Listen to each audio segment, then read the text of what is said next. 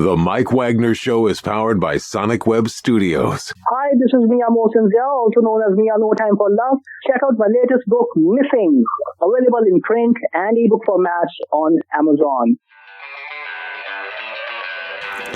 It's now time for the Mike Wagner Show, powered by Sonic Web Studios. Visit online at sonicwebstudios.com for all your needs. The Mike Wagner Show can be heard on Spreaker, Spotify, iHeartradio, YouTube, iTunes, Anchor FM, Radio Public, and themikewagnershow.com. Mike brings you great guests and interesting people from all across the globe. So sit back, relax, and enjoy another great episode of the Mike Wagner Show.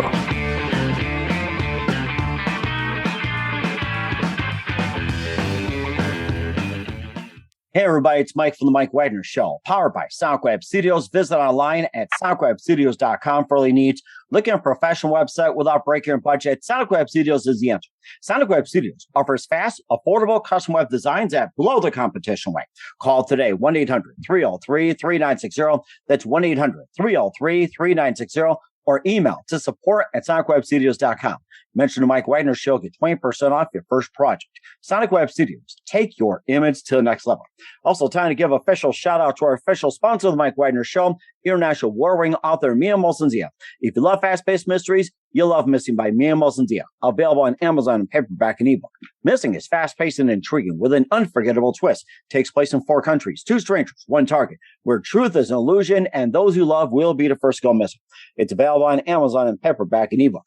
Missing by Mia Mosinzia has garnered great reviews and even loved and endorsed by Hollywood celebrities, including Joanna Cassidy, Forge Riley, and many others. So grab your copy today for Girls Missing by Mia Mosinzia, available on Amazon. Also, check out the Mike Wagner Show at themikewagnershow.com on over 30 podcast platforms, including Facebook, SoundCloud, Spreaker, Spotify, and iHeartRadio. Also, Anchor FM, iTunes, Google Play, Amazon, Audible, Apple Music, and more. Take the Mike Wagner Show with you on any mobile device. Subscribe to the Mike Wagner Show on the YouTube channel. Follow the Mike Wagner Show on Instagram and Twitter today. And for great gift ideas like t-shirts, pop sockets, throw pillows, tote bags, a lot more, go to Amazon.com and check out the Mike Wagner Show podcast and the MikeWagnerShow.com. And for more great gift ideas, including great books like Missing, Once and Wrinkles, also t-shirts, pop sockets, phone cases, and more, go to Amazon.com/MiaMosinzia. Make sure you check it out today. Also support the Mike Wagner Show on Anchor FM, as well as PayPal and the MikeWagnerShow.com. Make sure you do so today. We're here with a terrific singer and a former guitarist of Wishbone Ash from 94 to 97. He played on various gig circuits across the U.S., and he was with Cinema, Universal Language, and Rock is Real. And he also a distinction of playing with a couple of members of the original Wishbone Ash, along with a former member. And he also did a Beatles tribute band and worked on some other projects. He also became a solo artist with Worldswithin, and he also appeared on songs appeared on A&E and also Disney and Pixar films, and also played a couple of times with Chubbychecker. We'll talk about his latest song, "Feelssohigh," which is previously done by his former band and does as a solo project. I mean, this is just a great tune. We'll talk more about it. Live, ladies and gentlemen, from the Plus Studios somewhere in beautiful Connecticut, the former guitarist of Wishbone Ash, the amazing singer, songwriter, and guitarist, the amazing Roger Filgate. Roger, good morning, good afternoon, good evening. Thanks for joining us today. Good morning, good afternoon, good evening, all the above. Hi, Mike. Thank you for having me. Well, it's great to have you on board as well, too, Roger. So you're a former guitarist of Wishbone Ash from 94 to 97. You played on various circuits across the U.S., and you also had played with a couple of the members of Wishbone Ash and a former member, and you also had a career with the Beatles tribute. You also worked on some other projects and a couple of songs that feature on A&E, Disney, and Pixar. You also have a couple of solo projects. And we'll also talk about your new song, "Feelssohigh," which is out on all the platforms right now. It's getting a lot of reviews. And before we get into all that, Roger, tell us how you first got started. Boy, well, it goes back to when I was a wee lad. First of all, I'm the youngest of 4 boys and born into a musical family. My mom was a classical concert pianist. Wow. And so we grew up, and all my older brothers were musicians as well. So basically, I was the youngest, so I was like a kid in a musical candy store for I had all of these different styles at my disposal and just thought that was the normal thing. I thought everybody grew up like that, but evidently that's not the case. But my mom was a classical pianist, and she taught piano as well. And so she taught all of us piano lessons from a very early age. And then, so age 4, started learning piano. And then by the time I was 9, I was, all through my youth, I grew up watching my 2 oldest brothers, Mike and Jim, were always in bands. They were, a fair amount older than me. So it was a thrill to watch them in groups, and then, go to clubs and see them perform and stuff. And so they got me, especially Jim, my brother Jim, who started out as a drummer and then got into guitar early on, got me into a lot of the early music, the great music, the 60s and 70s, especially, Beatles and Stones and all the classic bands. And then he too got me into great groups, basically like the progressive rock bands that came out in the late 60s through the mid 70s that got really big, like Yes, Emerson, Lake and Palmer, Jethro Tull, Genesis, Rush, great groups like that. Wishbone Ash too. Yes, that's right. I was going to mention that. Yes, Genesis, Rush, those are my faves. It's amazing. Yeah. Oh, absolutely. Yeah, I'm a big prog head. I love progressive rock, and so I really got into that from an early age. I started out on the basics, learning guitar, and then learning pop music and rock and early blues and things like that, and loving all of that. But then when I heard those bands, and I think the first time I saw Yes live, I think I was 11 years old, and Jim brought me to a concert to see them, and that was it. That night changed my life forever. Wow. I saw Yes on stage, and I saw Steve Howe, and I just remember thinking, that's what I want to do, And amazing. I was just going to ask you that question, but I think you pretty much answered it. Meeting Steve Howe, that was so amazing. Unbelievable. Yeah. So, I was lucky enough. So fast forward years and years later, of course, when I ended up finally getting into Wishbone Ash in the 90s, I had the very good fortune of, sharing the stage with some of those bands that I was mentioning. We were lucky to be touring, and our paths would cross, and we would play these festivals and larger shows where they would have these prog rock festivals, and so a lot of these bands were on the same bill. Wow! And I was thrilled to be able to meet and perform with these guys, and so Steve Howe was one of them. We shared the stage on a couple of occasions, and it was quite a thrill for me. And how'd you first get involved with Wishbone Ash? Well, actually, I had lived, after I graduated high school, I moved to LA, and I lived out there in the 80s, and I was in groups out there. We performed in the club circuits and did the whole thing during the 80s, and it was a good time, crazy time to be out there, but fun.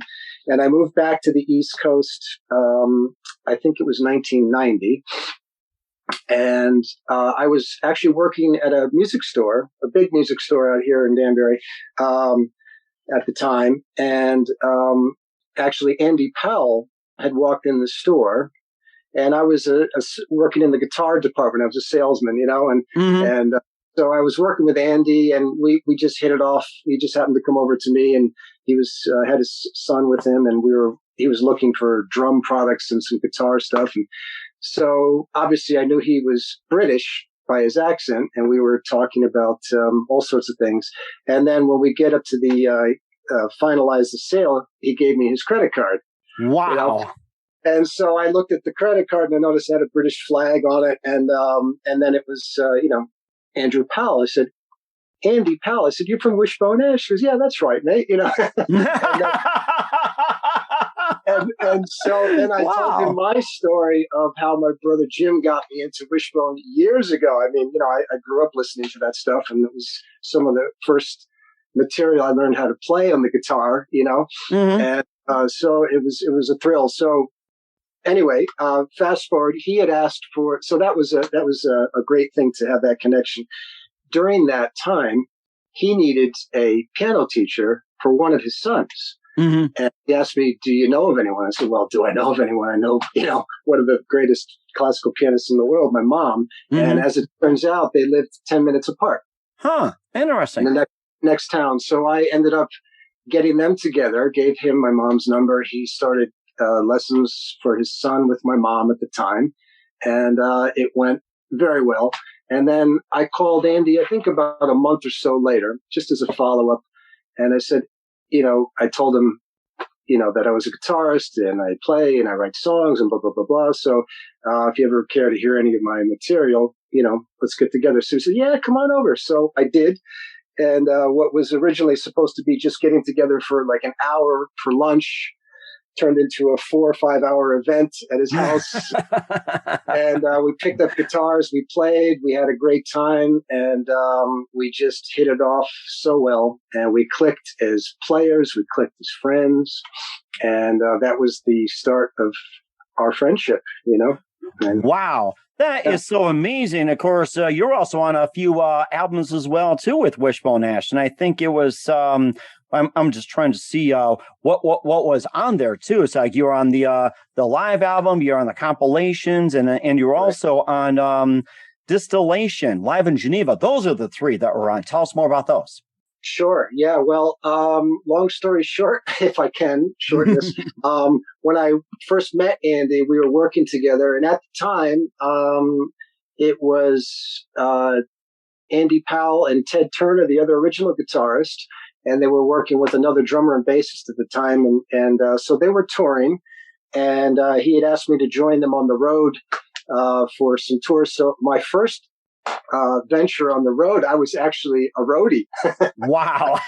Yeah. That was quite a trip, So I went out and I was schlepping gear, going around the country, and, we did the States, Canada, the whole bit. And during that time, I was writing songs with he and Ted, too. We were like riffing, and just kind of learning the ropes, as it were. And then later on that year, I think, then we went to Europe as well and came back, and Ted had left the band. So shortly afterwards. And so Andy looked at me and goes, hey, mate, you're next up at bat. Care to join the band? How do you like that?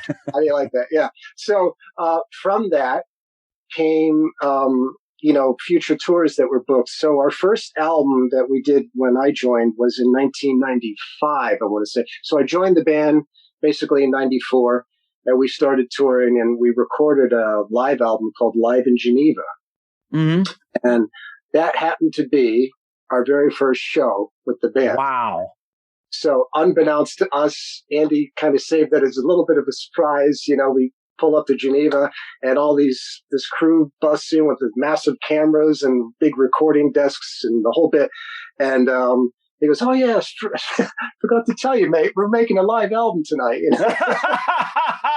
Smile, you're on candid camera. Yeah. Welcome to the world of rock and roll. So it was, we're all, the rest of us are looking at each other like, oh my God, what do we do? The cameras are right here on our face and you're on, And so, you know what? It ended up being a great show. We had a blast. They did a great job on the album. It was a German company that came into Switzerland with this big mobile setup. They had the big tractor trailers out in the parking lot. And then, they mixed and released the album the following year. So it was really well done. So that was the first album. We toured. And then during that time, I was writing material. Andy was writing material. And he and I were collaborating on what was to be our first studio album called Illuminations. Mm-hmm. And that came out in 96. And so that was the first studio album. And, primarily made up of musically, mostly my material that I had written prior and along the way. And then Andy and I getting together and co-writing a lot of the material. And Andy had some stuff too. So there was a heavy collaboration there on Illuminations. That was the first studio album that we did. And that's where we could really spend a lot of time together, being that we lived, 10, 15 minutes down the road from one another. We could get together a lot. while we're here, because he's also in Connecticut. So we would, get together, write, record, and just keep chipping away at the album. And then we go on tour, and we start writing and recording over in England, in London. Wow. And so that particular album was recorded and compiled in two places, in London and over here in Connecticut, over the course of most of the year of 1996, 95 into 96. Yeah. Wow. So, So, and that was overall, I think it was well received by fans because it was kind of a fresh sound at the time. Mm-hmm. It was just trying to steer the ship in a little different direction than what they had done prior, but still keeping some of the integral parts, of course, the twin lead guitars, and the sound. I ended up not only playing guitar in that, but I played bass on that as well. Oh, interesting. Yeah, and so we had started recording over in England, and then came back here to the States to continue on. And since I had written a lot of the material, I demoed it already with the guitar and the bass on it. So we figured, well, I know it. So it worked out really well. It sounds like it worked really well, too. And before we talk about your other material, what's your favorite Wishbone Ash song of all time? Oh, boy. That's a great question. I love especially, probably like all the diehard fans, the first 3-4 albums are most people's favorites. And that's what I grew up with as well. I always loved,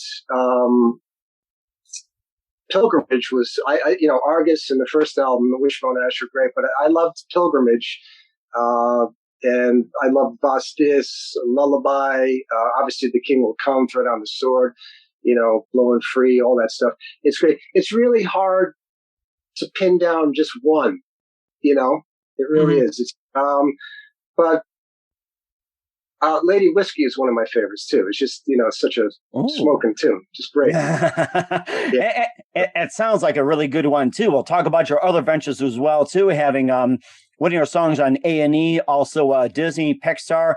You also did a couple of songs with Chubbychecker and more as well, too, and some of your solo works. But first, listen to The Mike Wagner Show at themikewagnershow.com, powered by SonicWeb Studios. Visit online at sonicwebstudios.com for all your needs. Looking at a professional website without breaking your budget, SonicWeb Studios is the answer. SonicWeb Studios offers fast, affordable custom web designs that blow the competition away. Call today, 1-800-303-3960. That's 1-800-303-3960. Or email to support@sonicwebstudios.com. Mention the Mike Wagner Show. Get 20% off your first project. Sonic Web Studios. Take your image to the next level. Also, time to give official shout out to our official sponsor of the Mike Wagner Show, international well-ring author Mia Molson-Zia. If you love fast-paced mysteries, you'll love Missing by Mia Molson-Zia. Available on Amazon in paperback and ebook. Missing is fast-paced and intriguing with an unforgettable twist. Takes place in 4 countries, 2 strangers, 1 target, where truth is an illusion and those you love will be the first to go missing. It's available on Amazon in paperback and ebook. Missing by Mia Molson-Zia has got great reviews. An Evil of it endorsed by Howard celebrities, including Joanna Cassidy, Forbes Riley, and many others. So grab your copy today before it goes missing by Mia Molson-Zia. Available on Amazon. Also, The Mike Wagner Show can be heard on themikewagnershow.com on over 30 podcast platforms. Take us with you on any mobile device. Subscribe to The Mike Wagner Show on the YouTube channel. Follow The Mike Wagner Show on Instagram and Twitter today. And for great gift ideas 24/7, go to Amazon.com and check out The Mike Wagner Show podcast and themikewagnershow.com. And for more great gift ideas, go to Amazon.com/Mia Molson-Zia for great books, merchandise, and more. Amazon.com/Mia Molson-Zia. Check it out today. And don't forget to support The Mike Wagner Show on Anchor FM and PayPal and themikewagnershow.com. Make sure you donate generously today. We're here with the amazing singer and songwriter, former guitarist of Wishbone Ash, Roger Filgate, here on the Mike Wagner Show, and talked a lot about the history of Wishbone Ash, what's it like to be on Wishbone Ash, and just amazing to be, talking about the music and, one of the classic legends. And before we get into your song, Feel So High as your latest project, you also appeared in a couple of Chubbychecker songs. You also had a song on A&E and also Disney and Pixar, and also a couple of solo works as well, too, including Worldswithin. And tell us about some of your other works. Sure. Yeah. Well, interestingly enough, after my time with Wishbone Ash, I pursued other groups, and one of which is my solo material, which ended up being instrumental, and an entirely different venture for me. It was something that I never really anticipated getting into. Mm-hmm. But we had done one or two instrumental tracks when I was with Wishbone, but mostly like a band with the vocals and the instruments and all that. So I thought, well, let me just try something different, because every other band I had been in prior to that always had vocals. And so I set out to do an instrumental album, and really just for my own enjoyment, and it was called Worldswithin. And stylistically, it's kind of all over the map. It was, rock, blues, some country chicken picking, classical, acoustic ragtime stuff, and progressive rock and all that. So I put it out there, and I did a bunch of interviews and had it reviewed by, all the guitar magazines, Guitar Player, Vintage Guitar. And it was well received and did well. And actually, as a result of that, it kind of got into the whole network of these TV shows. And lo and behold, A&E picked it up, and they ended up using some of the songs as background material on some of their TV shows. One of which was Gene Simmons' Family Jewels, Gene Simmons from Kiss. That's interesting. Yeah. So, that's the first time we had heard it being played. And then, lo and behold, again, A&E, they use it on a lot of their shows that they feature. So it's tucked in there, amongst the other material. So that was just a byproduct of me putting it out there. I wasn't even expecting it to go into those worlds, but it did. So. And also got into Pixar and Disney as well, too. It's like, who would have thought of that? Exactly. Yeah. So they ended up picking it up, and they used it on some of the video games, World of Cars, which is based on the movie Cars. My son's favorite. Yes. He's obsessed. Yeah. So there you go. So they used some of some of the songs off that album. And then from there, I did for 8 or 9 years, I did more instrumental music. And just, again, stylistically all over the map. Sometimes I'd put out a single. Sometimes it would be 2 tracks or another album, compilation albums.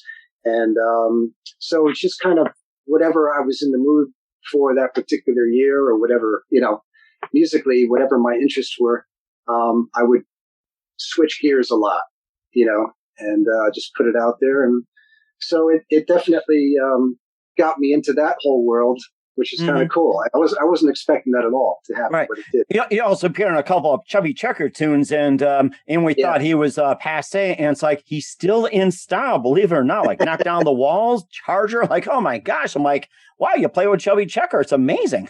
Yeah, that was quite a surprise. A friend of mine manages him, and they called me and asked if I would be interested in playing guitar on one of his upcoming tracks at the time. And they played me the track, just a demo of it. It's like, wow, this is really good stuff. It's, very contemporary, top 40 kind of pop rock tune. And the first one was called Knock Down the Walls. And that happened in and around the same time I was recording and finishing up my first solo album, Worlds Within. Oh, wow. So that coincided with his schedule. So I went down to New York City and Manhattan and laid down some guitar work on that.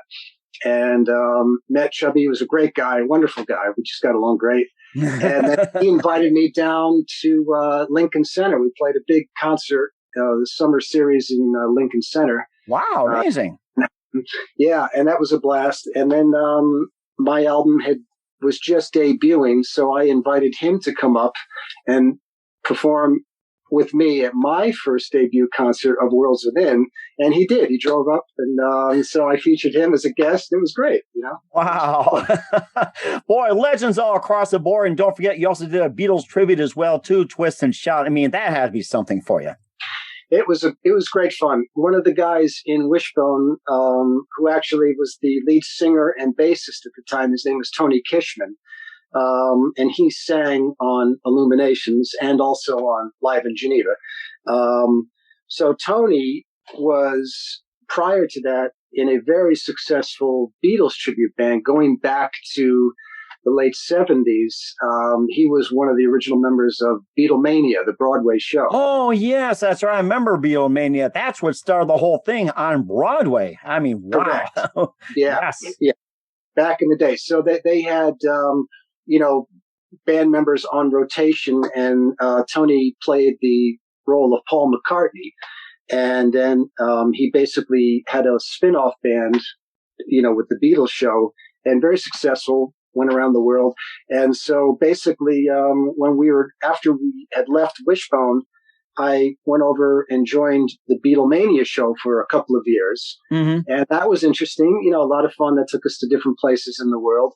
And then, I had basically had enough of that. And then I basically decided, all right, it's time for me to do my own thing now. And that's how I got into my own solo bands at that point, Mm-hmm. But it was fun.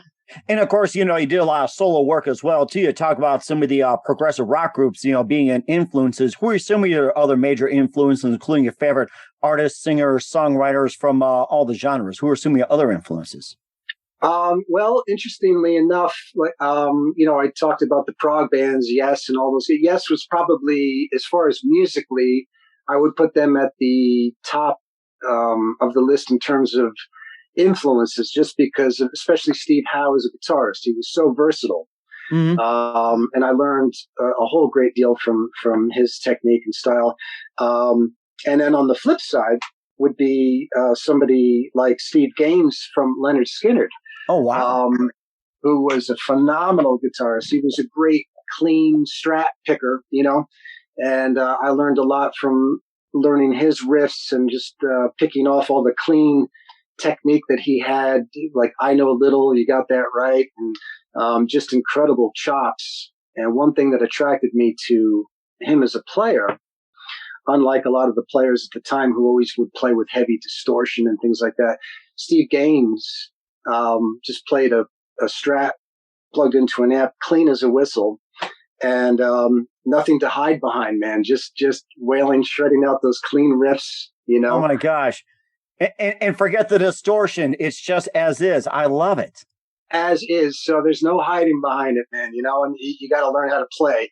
And so he was one of the greats, and I learned an awful lot from him. So I picked up a lot of his technique along the way, too. So that was an interesting, almost like, Southern rock country combo thrown into the mix. And I've used that to this day in my style. On Worlds Within, I use those techniques just in my playing in general, That's really interesting. And where can we find all your music at, including with your time with Wishbone Ash, also your solo compilations and everything else? Where can we find all your music at? Well, probably the best way to check it out, and you can download it. It's all on Apple iTunes, Google and Amazon and all that. YouTube, there's YouTube videos out of it as well. And then Wishbone material is all out there as well. If you just dial up, Wishbone Ash Illuminations or Live in Geneva, I think through Amazon you can buy or down either. Do people still buy CDs now? Like, there are some people that do. Some people buy vinyl, which is on the comeback, and some people still buy CDs. Some stream, some download, and everything. But the one thing I can see coming back is cassettes, and that could be a possibility. Yes. I've heard that. Yeah, that's something, isn't it? Cassettes. Oh, my daughter buys cassettes all the time, even blank ones. She steals them from me, although I just give her a little slap on the wrist. I'm like, you can have them. They've been there for a long time. That's crazy. I know. Yeah, it's funny how all these things kind of come back full circle after a while, But yeah, so anywhere, you just Google it, and it's all out there, and they can stream it. And I think some of my stuff is also on Spotify, and and this new song, the single that I have now, Feels So High. Now, actually, so Forcefieldstudios just released that. I licensed it to them, and they remixed it and just put it out there. And now that actually is a song from an album and a band called Blastrum that I was in back in 2005.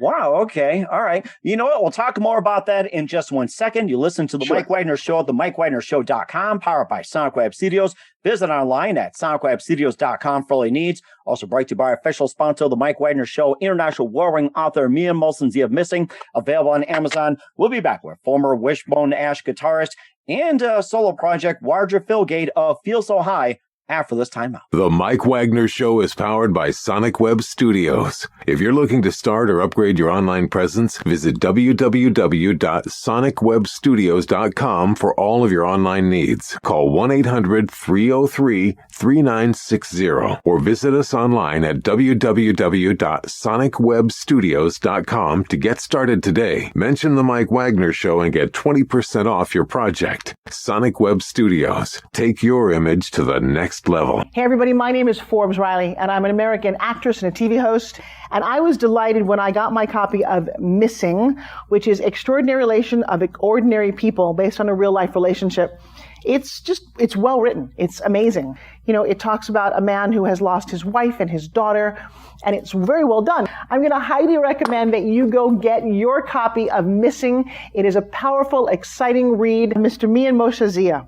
He is the author of Missing. And I want to give a big shout out and a kiss all the way halfway around the world to my dear friend. Check him out at Mia's website. It's called www.miamotionzea.com. Missing, available on Amazon. Again, I'm Forbes Riley, and I will see you again soon. Bye-bye. Hey, this is Ray Powers, and boy, are you in luck. Right place, right time. Tuned in to the Mike Wagner Show. You heard me. We're back with guitarist Roger Filgate, formerly Wishbone Ash, and he's got a new song, Feel So High, on the Mike Wagner Show. And we were just talking about Feel So High as well, too, on Force Field. And tell us a bit more about the song and what inspired you to write Feel So High. So that came about as a band that I had put together back in early 2004. It just had started. I was writing some songs, got together with a friend of mine who was a drummer, and we were just kicking around some ideas. And then later that year, we had completed the band with a singer and a bassist. And so we got together, started recording, and one of the songs, the first song that I had written, was this song called Feel So High. That was the first song on the track. And so we recorded the album, put it out in 2005, and played a handful of shows. And that particular band was short-lived, only lasted maybe just over a year, you know? Wow. Yeah, short-lived, kind of flash in the pan. But luckily, we got a great album out of it. And it was something that I always wanted to do, which is go down the avenue of something more heavy-hitting, hard rock, kind of Zeppelin, Guns N' Roses, AC/DC, Aerosmith kind of vibe. Mm-hmm. So Feel So High is the track that we're talking about now. That was the first song on the album. It's been remixed and now re-released and licensed. So, so that was one of the ones that, made the cut. We decided to put it first on the album. And it landed on the desk of Forcefield Studios a while back. They contacted me because they loved the song. And, basically we are putting it out there now. And I'm grateful that it's kind of resurfaced. Mm-hmm. And that's so amazing as well, too. I got to hear it myself, and that was an amazing song. Love it, love it, love it. That was amazing. Thank you. Thanks very much, man. Thank you. It was a lot of fun to do. It really was. It sounded like you had so much fun. We did, yeah. It was great. It was a lot of energy in a short period of time, and like I said, I just wanted to get in there and wanted to have a good ass kicking tune, ballsy and just in your face, but just catchy, easy songs to remember, and just really. Just let it rip, and we did. We had a good time with it, so I'm proud of it. I'm glad we did it, and I'm glad that it's here to showcase. And it sounds like a lot of fun as well too. Where can we find Feel So High at? So right now it's just being released through Forcefield Studios. So if you go to forcefieldstudios.com on their website, they have all the information there and on their Facebook page. But they're just now getting it out. There's a YouTube video of it. So it's under my name, Roger Filgate, Feels So High, remix. And so they're just now getting it out there, and it's going to be, soon to be on Spotify and all the other venues that are out there. So it's early days. We're just getting it going now. And you're my first interview for this. So this is amazing. Yeah, thank you. And I hope there's more to come for you as well too. And you're honored to be part of my list. And I have to look up and see where we're at. So we'll talk more about it later. But anyway, we're with former Wishbone Ash guitarist Roger Filgate on the Mike Wagner Show with Feel So High and a lot of great works. And Roger, just a few more things. Love to have you back on as well too in 2022. What else can we expect from you heading into next year? Well, like I said, I've been working on, I got into the solo stuff for quite some time. I, ventured into the instrumental avenue quite a while back.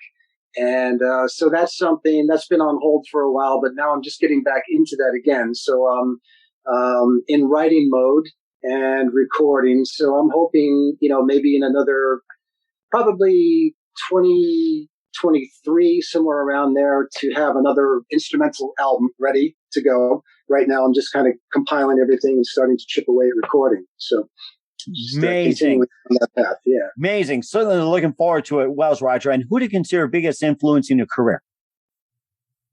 You mean as a guitarist or anybody in general? Boy, well, that's a tough one to answer, just because there's been so many. Musically, I really have to say hats off to the Beatles. I put them in a category all their own because they covered so much ground, and they were the first band to do everything. They started everything and they changed the world during the course of it. But as a guitarist, like I said, Steve Howe singularly was probably the biggest influence of mine, just because of his versatility and the variety of music and styles that he introduced me to, acoustic, electric, and jazz, progressive rock, blues, all the things that he played. He too played very cleanly, Mm-hmm. And, there's no hiding behind that. You really have to have some chops in order to pull off those riffs. And so very impressive. But there's so many, and to be honest with you, I mean, it starts with my mom and my family, and my brother Jim was really responsible for getting me into all of these incredible groups and really, revealing this whole world of amazing music to me as a kid. Mm-hmm. I just had it all right there and really just absorbed every bit of it. So it's a hard question to answer. I don't think I answered it too well. Oh, you're good. You're good. It's I'm grateful to have all these influences in my life, but single-handedly, group-wise, I put the Beatles in their own category. They were, to me, one of the best bands ever. And then the guitarist-wise, Steve Howe is probably at the top of my influence list. Amongst many, there's many, but he's at the top. And don't forget your Wishbone Ash buddies. Don't forget. Of course. So Andy Powell, Ted Turner, of course. I mean, that goes without saying. Those guys were incredible. I learned a lot from them way before I even got to meet them. Mm-hmm. And then I had the great honor of being able to be a band member with those guys. And so, to this day, Andy and I, we're great friends. We spend a lot of time fishing together. We hang out, and my wife and I go out with Andy and his wife. So we go out interesting. So we're still great pals, and we hang out quite a bit. It's great friendship. Oh, that's so amazing! I love it. That is just terrific. And what's that? I'm sorry. I was going to say. No, go ahead. I have to acknowledge Andy Powell is absolutely one of the best rock and roll, blues, soulful players, as well as having chops out there. I mean, Andy, I've learned a lot from Andy as a player and as a friend and as a gentleman. I mean, he's just a great guy. He's very worldly. He's kind of like a big brother to me, Nice. And showed me the ropes when we were touring, because I was really like a babe in the woods at that time when I joined them, and all wide-eyed. I didn't want to blink so I wouldn't miss anything. But Andy's a fantastic guitarist, and really, people who aren't familiar with his work should check out everything he's done, because it's vast and versatile. It's incredible. We certainly will do so, and that's so amazing. And what's the best advice you can give to anybody at this point? You know what? You just got to find what it is that you like to do stylistically, because nowadays, it's all different now. It's all changed. And so it just really depends on if you have something in mind that you would like to do, then just figure out a way to go out and do it. Just be yourself, be true to yourself as a player. And I would say, don't worry about whatever is trendy, because trends come and go. Right. And, for future musicians out there who are just getting started, work hard at it. It's hard work. There's no quick fix to become good at anything. You have to work your ass off and get good at it, and the more styles of music you listen to, the better you'll be for it. Rightfully so. That's great advice, Roger. Once again, Roger Filgate, former Wishbone Ash guitarist, with his new single, Feels So High, on the Mike Wagner Show. Roger, very big thank you for your time. You've been absolutely terrific. Looking forward to having you again soon. Make sure you keep us up to date. Love you back in 2022 and beyond. And once again, tell us about your upcoming projects. What's your website? How do people contact you? Where can people purchase or check out your music? Excellent. Well, thank you too, Mike. Appreciate it. Currently, right now, the best way to check anything out or contact me is through forcefieldstudios.com. There's a page reserved for my music up there, so they can reach out to them. And again, online, if you just simply Google my name, all of the above will show up. All the works, Wishbone, all my solo work. It's all out there, We certainly will do so. Once again, Roger, very big thank you for your time. You've been absolutely terrific. Looking forward to having you again soon. Make sure you keep us up to date. Don't forget to keep in touch. Love you back in 2022 and beyond. And just want to say we wish you all the best, and you've got a great future ahead of you. Thank you, Mike. I appreciate it, brother. Thanks so much.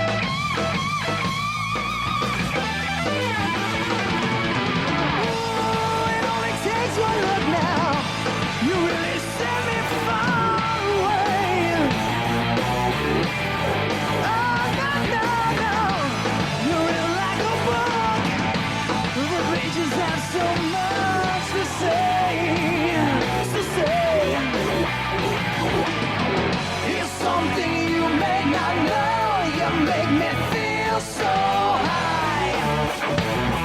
Can you feel it? There's only one way to go, to the endless sky.